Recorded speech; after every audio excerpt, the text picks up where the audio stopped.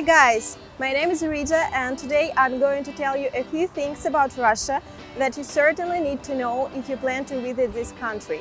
I know that traveling is out of the question right now, but I hope that things will come back to normal and we will be able to travel again and explore the world outside us. When it comes to Russia, there are so many legends and preconceptions, and that's exactly why I've decided to create this series, to show you guys the real Russia as it is, not as you might have seen it in the media. By the way guys, English is not my mother tongue, so please bear with me. I hope it won't stop us from connecting. I want us to connect so much. So let's get started!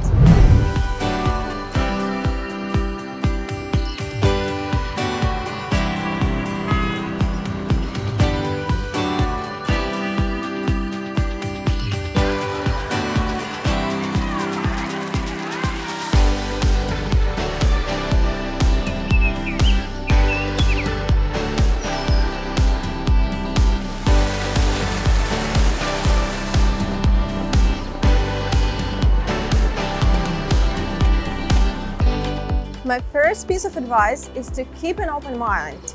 Perhaps this is the most crucial thing to bear in mind. I know that you might have probably heard of grumpy Russians and also about political issues. And I used to work at a hotel and talk to our guests, and the most frequent questions were, or jokes, I don't know, if it's possible to bump into a bear on the street. And they also wanted to know if I drank vodka a lot. You know, this image of an average Russian person with balalaika, ushanka and vodka can't be further from the truth.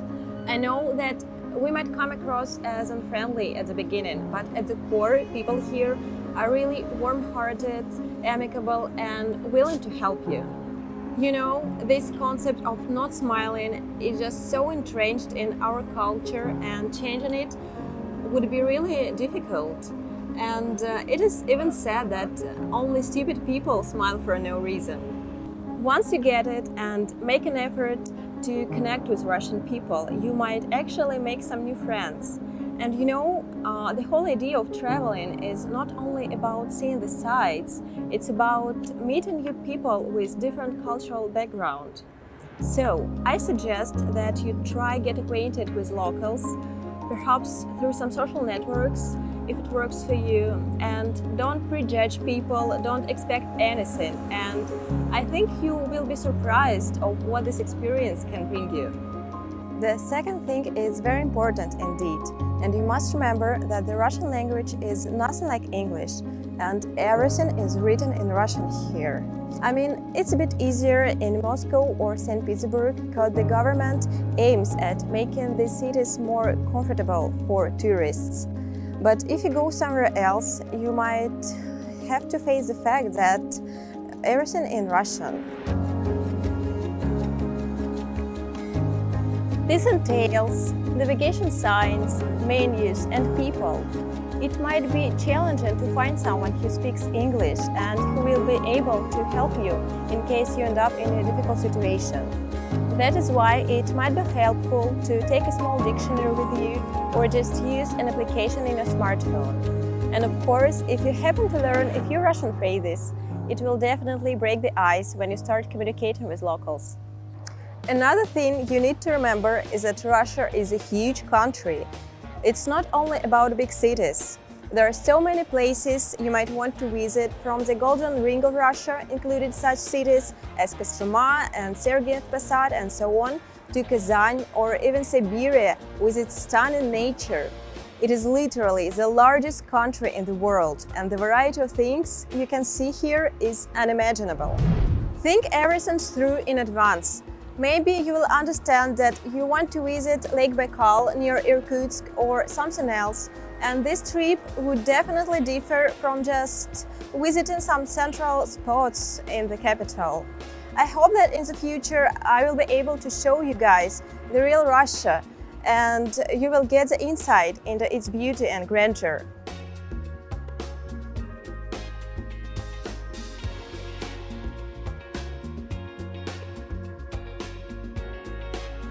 Let's move on. I urge you guys to eat outside your hotel.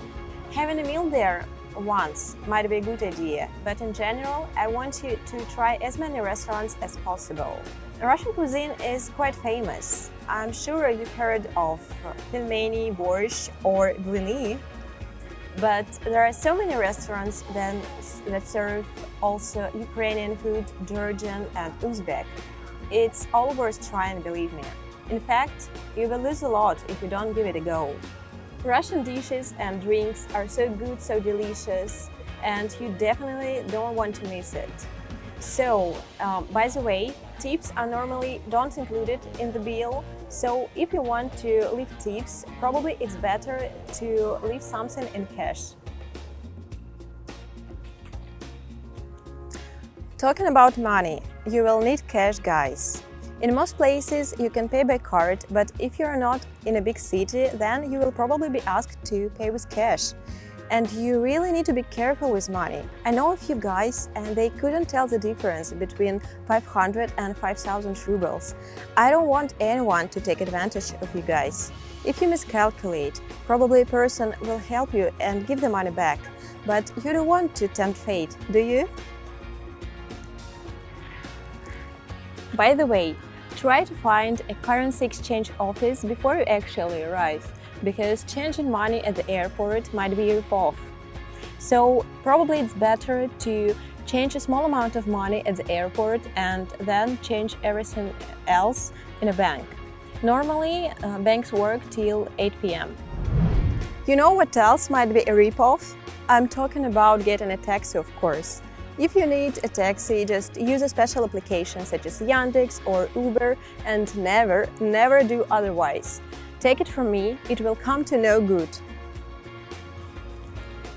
If you don't use an app, this sort of illegal road trip would cost you the earth, and not to mention, I would question its safety. In this connection, I would purchase a local SIM card, or at least it seems practical to me. Since I started talking about transportation, I'd like to point out that if you're in Moscow, it's more sensible to use the metro. It is convenient, it is cheap, everything is written in English there, and actually a lot of stations in the downtown are really beautiful.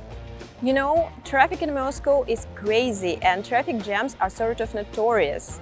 And sites here are not so close to each other. That's why if you prefer to go by car, you might actually spend many hours in a car. Are you sure you want this? I also wanted to recommend you guys visit Russian theaters. I know that a lot of people who come here, they normally go to Kremlin and cathedrals at most. But even if you're not into the thing, come on guys, it's once in a lifetime opportunity. And these places, they are gorgeous, they're magnificent. It's impossible to describe them, you just should see them yourself. And of course, you should book tickets in advance, because if you don't, you might not be able to buy one. My next tip would be make sure you have enough time here. I mean, if you want to see several places, several cities, 1 week would be just insufficient. As I see it, it will probably take you 1 week or so to see the main tourist places in Moscow and St. Petersburg. If you want to see more of Russia, perhaps it will take you a few more weeks. Last but not least, be cautious, guys. Don't leave anywhere your personal belongings, especially in the metro. I know I've told you that people in Russia are warm-hearted, but at the same time, they're pretty the same as everywhere. Sometimes during the peak hours in the metro, swindlers can troop a person around and then pick a pocket. It doesn't happen often, but still there is a possibility it might happen. So I want you guys to be vigilant, and I certainly don't want these kind of things to spoil your journey.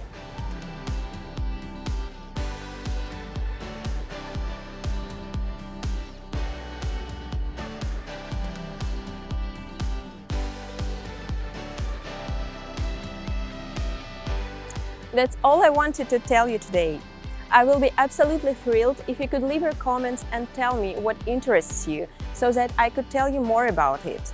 Thank you for watching this video and subscribe to the channel. Bye bye!